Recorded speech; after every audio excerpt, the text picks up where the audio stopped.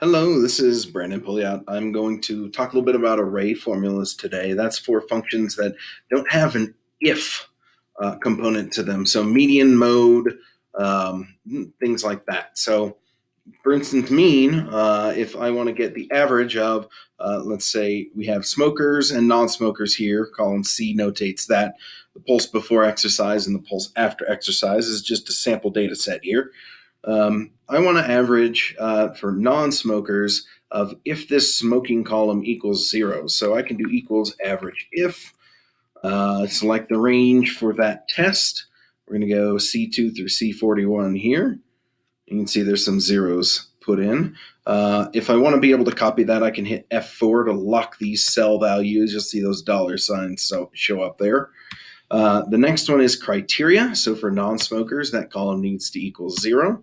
And then the average range I want you to return, we'll say the pulse before exercise. Okay, so that's E2 through E41. If I just close those parentheses, you can see I did that there up top. I can also click back in here and lock these cell values as well, and then just hit enter, and it gives me a mean. I can paste this over here. You'll see that's why I locked cell values. We'll see if we can edit this. There we go. You'll see that those cell values stayed the same. Now I can change this to 1 so that we have that for smokers. So you can see now I have unique values for non-smokers and smokers. But median, we could do median one by one, right? We could go through and sort the data or filter the data and do things like that. But we can do a formula that does this for us.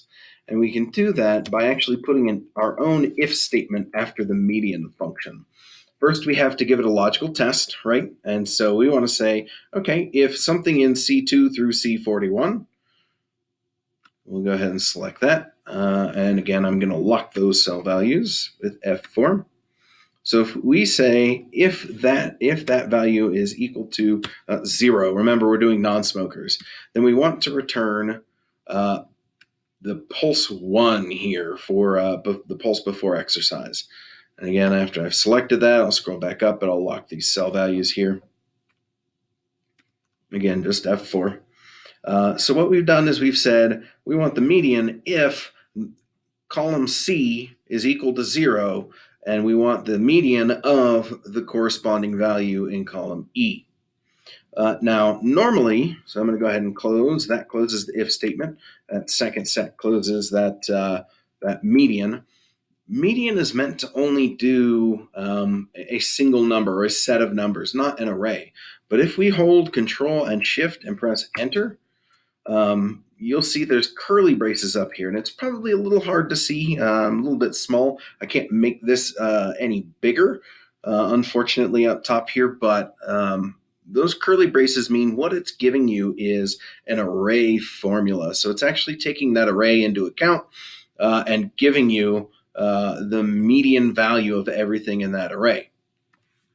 We'll see why that's powerful when I go over here. I can paste it over in this cell, and then you can see if I double click, I can edit this and say if it's equal to 1 so that we have smokers, and I can do Control Shift Enter again, and I get the median there. Mode is the same way. So I can do, I can do a mode in much the same way. Whoops, if I can type.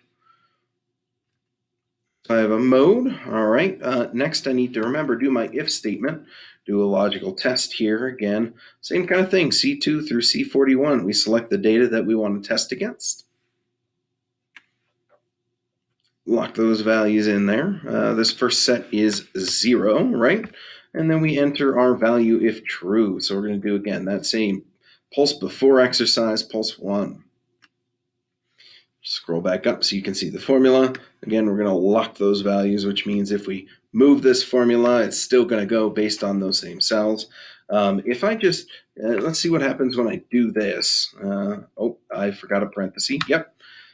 You'll see I get a value error here.